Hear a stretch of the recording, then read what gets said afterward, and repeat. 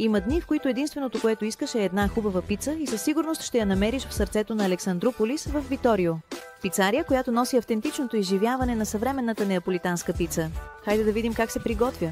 С тесто, което зрее в продължение на 48 часа, пицата става лека, пухкава и лесно смилаема.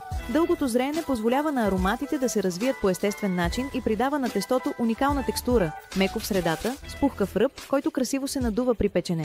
Това е първото нещо, което забелязваш и последното, което забравяш.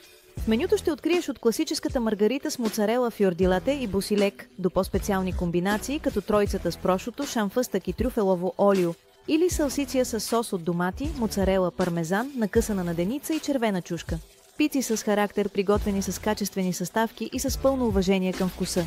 За да завършиш храненето си, добави и една салата Цезар. Освен пици, в Виторио ще намерите и засищащи и внимателно приготвени панини, идеални за нещо по-бързо, но също толкова вкусно. И накрая, нещо сладко и класическо. Тирамисуто. Ръчно приготвено и ароматно, точно както трябва, за да завършиш храненето си. С свежи съставки и модерен подход, Виторио предлага както консумация на място, така и доставка до мястото, където се намираш.